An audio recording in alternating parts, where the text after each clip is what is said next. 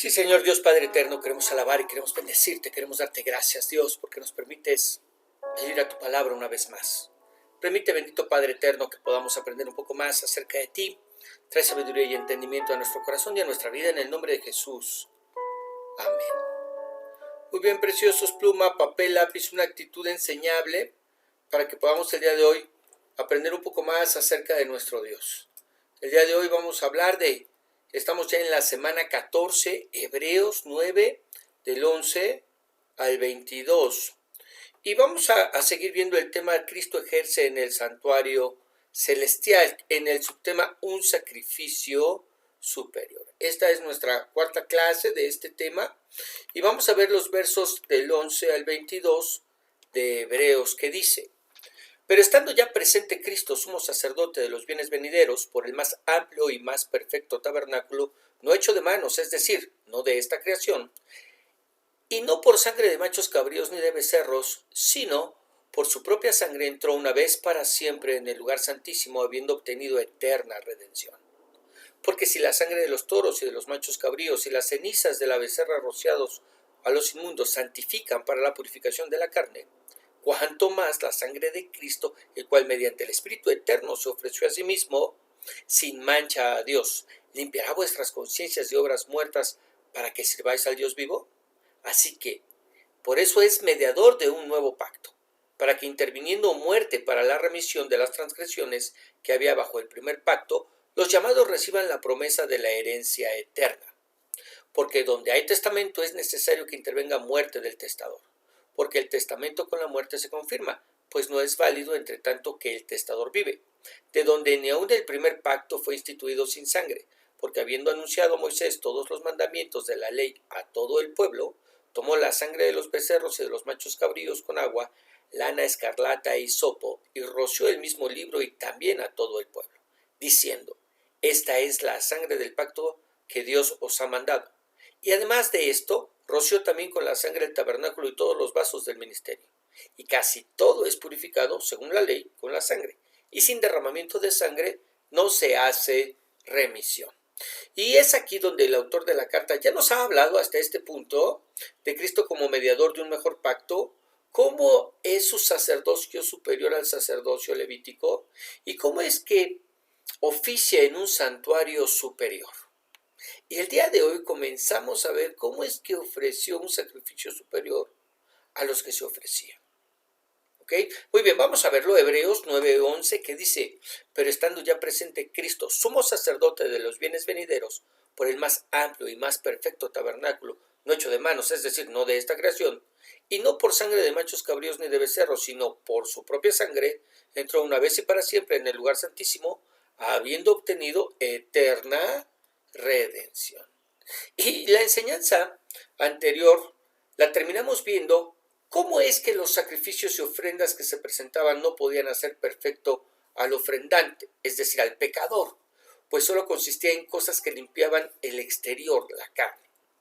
Pero ahora que ya está presente Cristo, que las cosas que son figura han dejado de serlo para dar paso a lo que es verdadero, y siendo que ministra como sumo sacerdote en el tabernáculo eterno, es decir, en el tabernáculo celestial, no hecho de manos, no de esta creación, y que no lo hace a través de la sangre de los animales como becerros, ovejas, machos cabríos, aves, sino que se presenta con su propia sangre, y por su propia sangre tiene entrada hasta el lugar donde mora, habita, se encuentra la presencia de Dios Padre, lugar santísimo, según entendemos.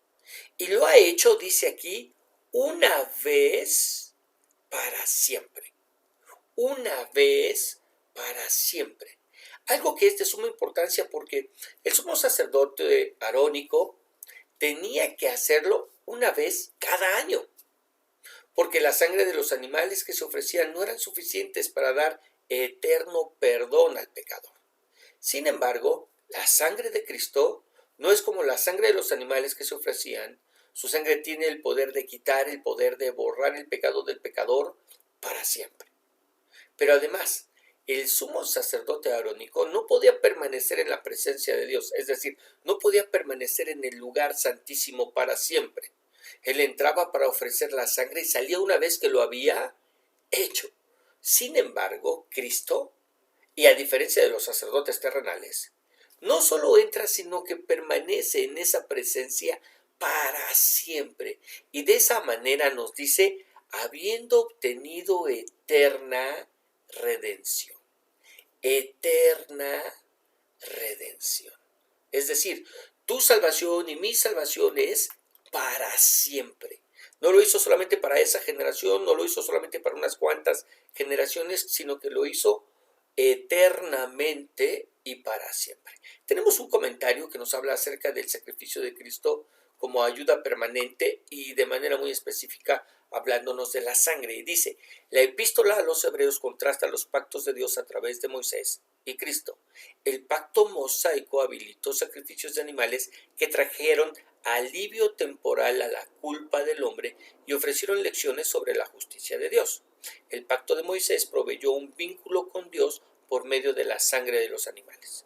Estos sacrificios, sin embargo, tenían que repetirse anualmente en el tabernáculo, el cual constituía solamente un símbolo del altar eterno y celestial de Dios. Pero Jesucristo entró en la historia como un sacerdote eterno para ofrecer un sacrificio eterno por el pecado. El derramamiento de su sangre proveyó de un sacrificio y de un vínculo permanente entre Dios y los seres humanos.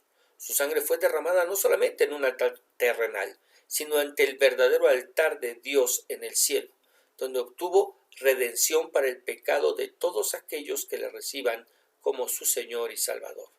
El inmutable vínculo establecido a través del nuevo pacto en la sangre de Cristo es la realización definitiva de la promesa del Dios justo y a la vez misericordioso. ¿Ok? Es por medio de su sangre que nosotros obtenemos esa eterna redención, que Él ha obtenido esa eterna redención sobre nuestras vidas. Verso 13. Porque si la sangre de los toros y de los machos cabríos y las cenizas de la becerra rociadas a los inmundos santifican para la purificación de la carne, es decir, nos está hablando de todos esos ritos que se llevaban a cabo en ese tabernáculo terrenal, verso 14, ¿cuánto más la sangre de Cristo, el cual mediante el Espíritu Eterno se ofreció a sí mismo sin mancha a Dios, limpiará vuestras conciencias de obras muertas para que sirváis al Dios vivo? ¿Para qué sirven los sacrificios de los animales? Aquí nos lo dice, para la purificación de la carne. En completo contraste con los alcances de la sangre de Cristo.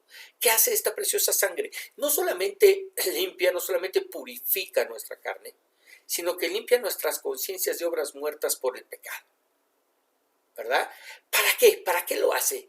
Para que con limpia conciencia podamos servir al Dios vivo, sin tener que cargar con la culpa de las malas obras de nuestro pasado. Ahora, ¿cuál es el propósito de nuestro cristianismo? Finalmente aquí lo descubrimos, servir a Dios. Servirlo por medio de nuestras vidas, servirlo dejando atrás la antigua vida de pecado y haciéndolo en santidad y amor. Quizás ahora podamos entender el eslogan que dice que el creyente, que el cristiano que no vive para servir, no sirve para vivir, ¿verdad? Pero es de llamar la atención que es aquí precisamente donde se nos reitera el concepto, la idea de cómo es que Cristo se ofreció desde el principio de la creación para hacer el sacrificio por el pecado del hombre, cuando dice que se ofreció a sí mismo mediante el Espíritu Eterno. Es decir, en esa eternidad pasada que hay en Cristo, decidió ofrecerse al Padre como sacrificio por el pecado. Lo que una vez más nos confirma que nuestra salvación, por medio del sacrificio de Cristo, no es el plan B o un fallido plan A para salvarnos, sino que siempre, escúchame bien, siempre estuvo en el plan de redención de Dios el darnos a su Hijo para de esa manera demostrarnos, como lo dice Juan 3:16, cuánto nos ama, ¿verdad? Porque de tal manera amó Dios al mundo, ¿verdad? Cuánto nos ama que dio a su Hijo. Es decir, ya estaba en ese plan de redención de Dios el darnos a su Hijo para de esa manera demostrarnos, verdaderamente demostrarnos cuánto nos ama. ¿Ok? Verso 15, ¿qué dice? Así que, o sea, por esta razón, por eso, por eso es mediador de un nuevo pacto, para que interviniendo muerte para la remisión de las transgresiones que había bajo el primer pacto, los llamados reciban la promesa de la herencia eterna. ¿Y cómo empieza? Por eso es mediador de un nuevo pacto. ¿Por qué? Porque se ofreció a sí mismo, porque se presentó ante la presencia del Padre en el cielo con su propia sangre. Por eso es mediador, intercesor, garante del nuevo pacto. ¿Para qué? Para que a través de su muerte fuéramos perdonados de nuestros pecados eternamente y para siempre. Y de esa manera pudiéramos recibir la promesa de la herencia eterna, es decir, la salvación en su plenitud. Tú y yo somos plenamente salvos de la ira de Dios.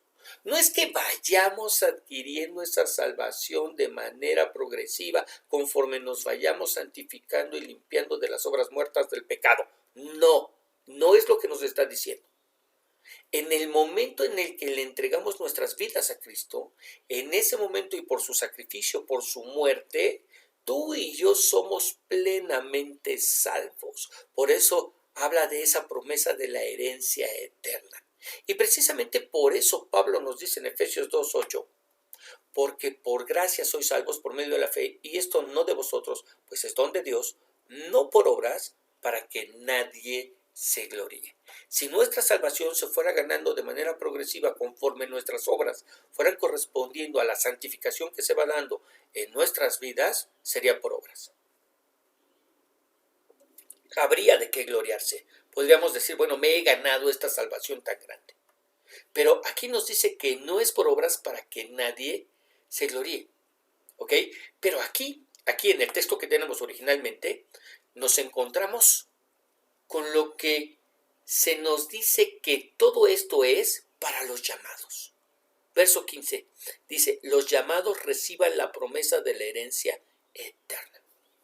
Es decir, el sacrificio de Cristo, aunque fue por todos de manera posicional, no se hace efectivo en toda la humanidad, sino solo en aquellos que han sido llamados por Él para ser salvos.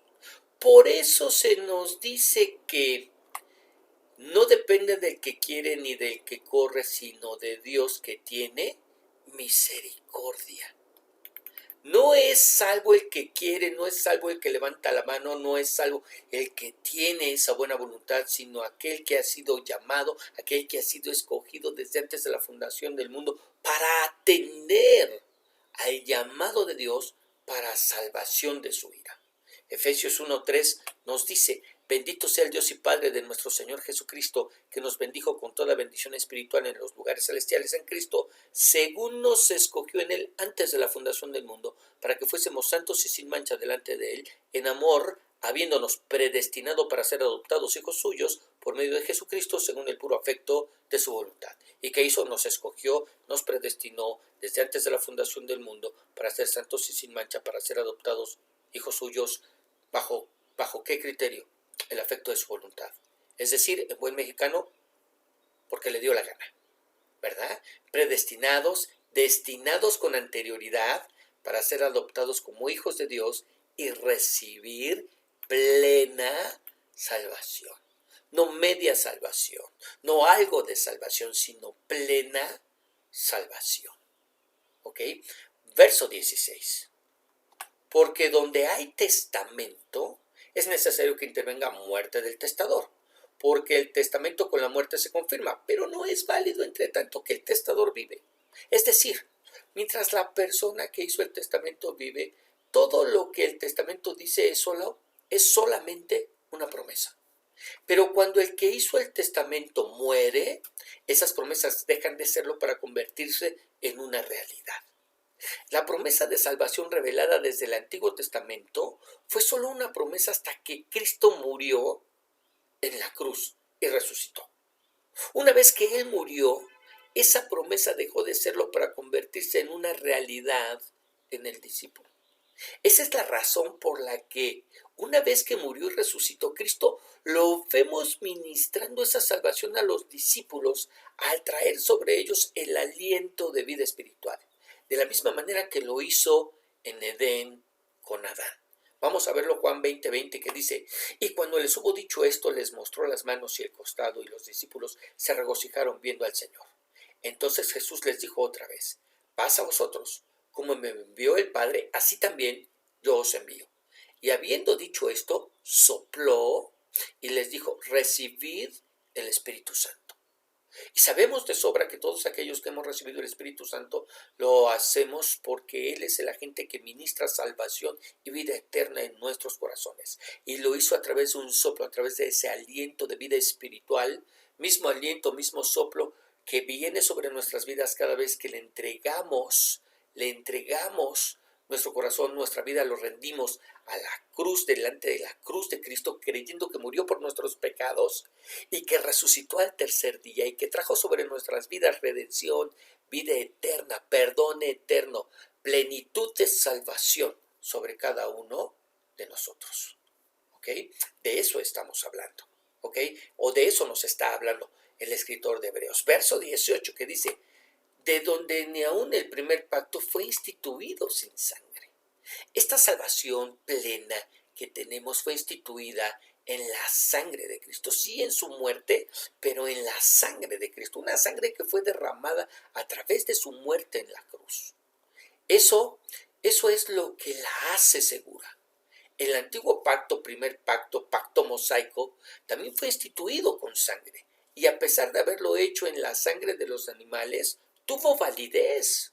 ¿Cuánto mayor validez y segura será nuestra salvación que descansa en la muerte y sangre del Hijo de Dios? Yo quiero que lo pienses un segundo.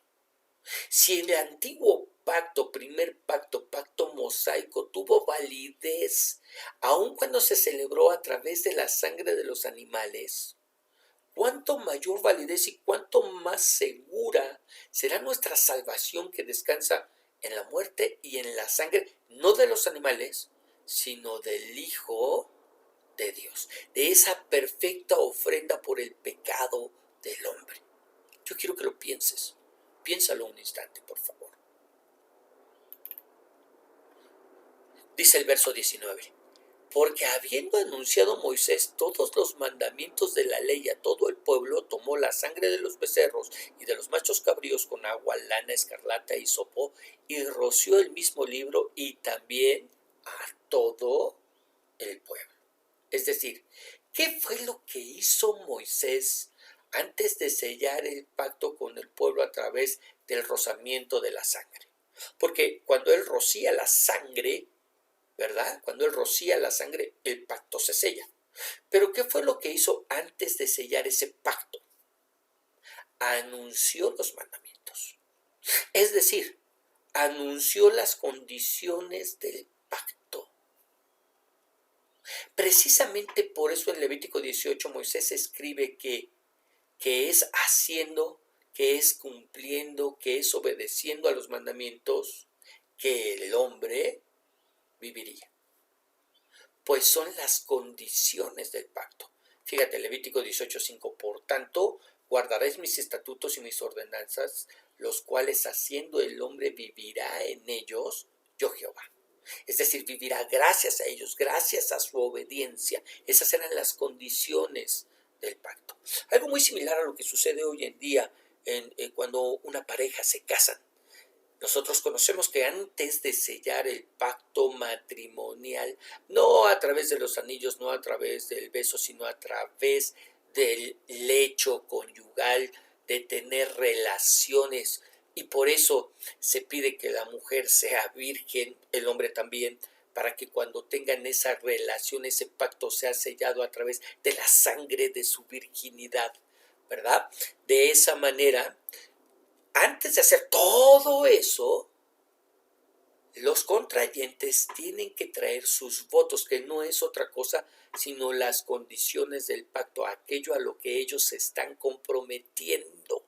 Por eso es tan importante que los contrayentes hagan sus propios votos y no el pastor o ministro tenga que decirles a qué se van a comprometer. ¿Ok? Bueno, eso es de lo que se nos está hablando, de ese pacto, ¿verdad? Que tuvo Dios, ese primer pacto, de ese pacto con Moisés. Ahora, yo quiero decirte algo, el Señor Jesucristo hizo lo mismo. ¿Cómo? Sí, hizo lo mismo. Es decir, antes de rociar con su sangre y sellar el pacto, tuvo que anunciar las condiciones del mismo. Fue a través de su vida ministerial que anunció a Israel y a nosotros las condiciones del pacto eterno. Anduvo enseñando cómo es que la salvación es un acto de la gracia y de la misericordia de Dios más que de la voluntad humana. Ya lo vimos, no por obras, ¿verdad? Les habló de la necesidad de tener fe en Él para alcanzar salvación y vida eterna. Cuando les dijo, Juan 3:36, el que cree en el Hijo tiene vida eterna, pero el que rehúsa creer en el Hijo no verá la vida, sino que la ira de Dios está sobre él. El que cree en el Hijo tiene vida eterna, condición del pacto. ¿Quieres vida eterna? ¿Quieres entrar en ese pacto con Dios? Tienes que creer en el Hijo. Si te rehusas creer en el Hijo, no vas a ver la vida, sino vas a ver la ira de Dios. Y Juan 11:25, les dijo Jesús, yo soy la resurrección y la vida. El que cree en mí, aunque esté muerto físicamente, vivirá espiritualmente. Y todo aquel que vive y cree en mí, que vive espiritualmente, no morirá eternamente porque ya tiene vida espiritual. ¿Ok? Muy bien, de eso nos está hablando. Es decir, el Señor Jesucristo también anuncia las condiciones del pacto antes de rociarnos con su preciosa sangre. Ahora, ¿por qué lo digo así? Porque Moisés roció, dice roció, y roció el mismo libro y también a todo el pueblo. Moisés roció con la sangre de los animales a las condiciones del pacto, los mandamientos, y a los beneficiarios del pacto, a las personas, para sellarlo. ¿Qué quería decir? Que todo aquel que no cumpliera con dichas condiciones correría la misma suerte que los animales, moriría. Cristo al morir y derramar su sangre, selló el nuevo pacto, sangre con la que, según el apóstol Pedro, nosotros también fuimos rociados. ¿Dónde dice? Primera de Pedro 1:2, elegidos, escogidos, ¿verdad? Predestinados. Aquí lo vemos, elegidos según la presencia, el conocimiento anticipado de Dios Padre en santificación del Espíritu, para obedecer y ser rociados con la sangre de Jesucristo. Gracia y paz os sean multiplicados, para obedecer al llamado de salvación y de esa manera ser rociados con la sangre de Jesucristo, y así el pacto eterno fuera sellado en nuestras vidas y pudiéramos entrar en esa salvación y vida eterna. Ahora, ¿para qué fuimos elegidos? Para obedecer y ser rociados con la sangre de Cristo y de esta manera ser herederos de eterna redención, gracias a que participamos de este nuevo pacto, ¿verdad? Ahora tenemos plena redención, plena salvación sobre nuestras vidas. Verso 20 que dice, diciendo, esta es la sangre del pacto que Dios os ha mandado.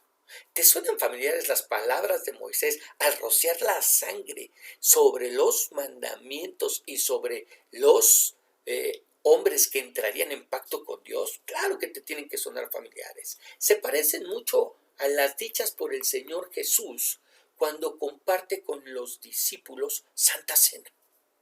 Y tienen que ser porque en ambas ocasiones se está instituyendo un pacto. Con Moisés el viejo pacto, con Jesucristo el nuevo pacto.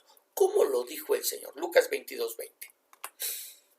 De igual manera, después que hubo cenado, tomó la copa diciendo, esta copa es el nuevo pacto en mi sangre que por vosotros se derrama. Nuevo pacto, ¿en qué? En la sangre de Jesucristo. ¿Ok? 21. Y además de esto, roció también con la sangre el tabernáculo y todos los vasos del ministerio. Y casi todo es purificado según la ley con sangre. Y sin derramamiento de sangre no se hace remisión. ¿Cuál era el propósito de rociar con la sangre los utensilios que eran para el servicio del Señor? Consagrarlos, purificarlos, apartarlos. Y no es que la sangre tuviera un poder mágico especial, no, sino con ella se señalaban estos utensilios como apartados para el uso exclusivo de Dios. Pero con esto se da paso a la siguiente declaración. ¿Cuál? Sin derramamiento de sangre no se hace remisión.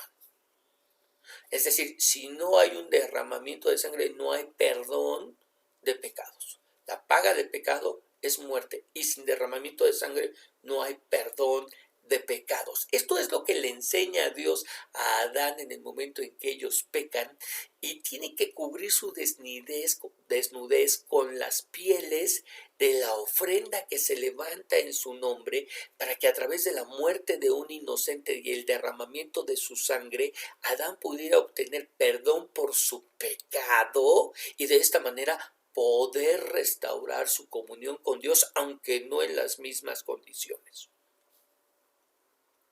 No en las mismas condiciones. Pero a mí me gustaría que termináramos viendo el siguiente comentario. ¿Por qué el perdón requiere del derramamiento de sangre? Este no es un decreto que viene de parte de un Dios sanguinario, como algunos han sugerido. No hay un mejor símbolo de vida que la sangre. Ella nos mantiene vivos. ¿Por qué se prohíbe el que comamos sangre? Por esta razón. Porque en la sangre del animal se encuentra la vida. ¿Ok? Jesucristo derramó su sangre y dio su vida por nuestros pecados, de modo que no tuviéramos que sufrir la muerte espiritual, que significa separación eterna de Dios.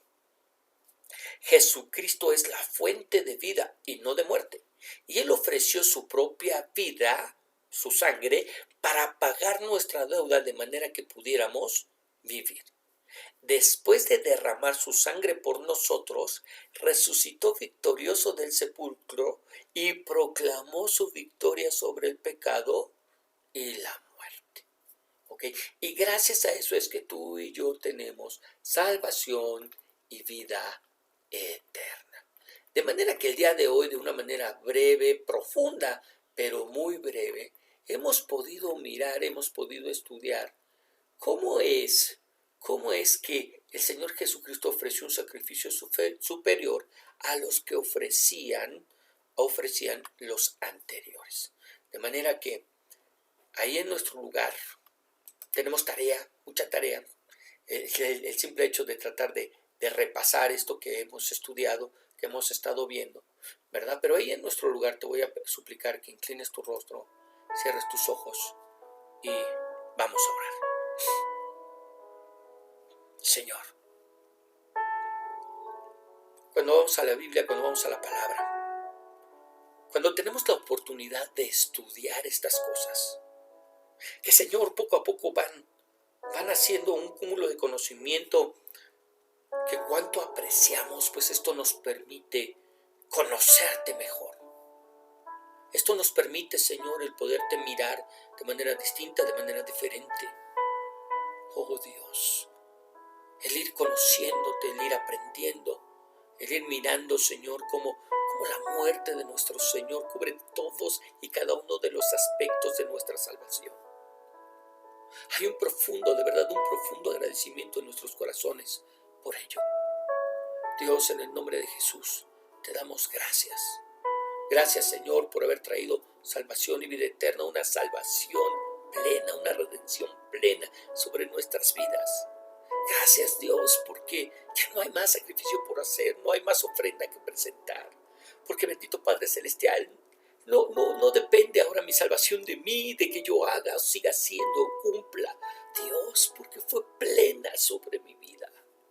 Gracias por esa seguridad, porque me permites mirar que estoy parado en la roca espiritual que es Cristo.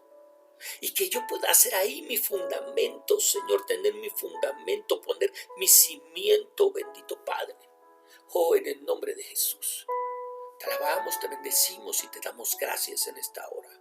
Y te pedimos, Dios, que sigas trayendo a nuestras vidas hambre, sed, ese deseo de alimentarnos de ti, de alimentarnos de tu palabra, de conocerte, de entenderte, Señor. En el nombre que es sobre todo nombre, en el nombre de nuestro Señor y Salvador, Jesucristo, te lo pedimos. Amén y amén. Muy bien, preciosos. La Escritura ha sido compartida y ahora solamente me resta decirte que el Señor te bendiga, que el Señor te guarde, que el Señor en verdad haga resplandecer su rostro sobre ti y te dé paz.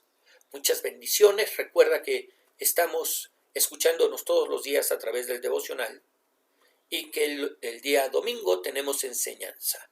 Lunes es día de recibir la enseñanza del libro de Hebreos, pero los días domingo estamos teniendo también enseñanza a las 11 de la mañana. Bendiciones.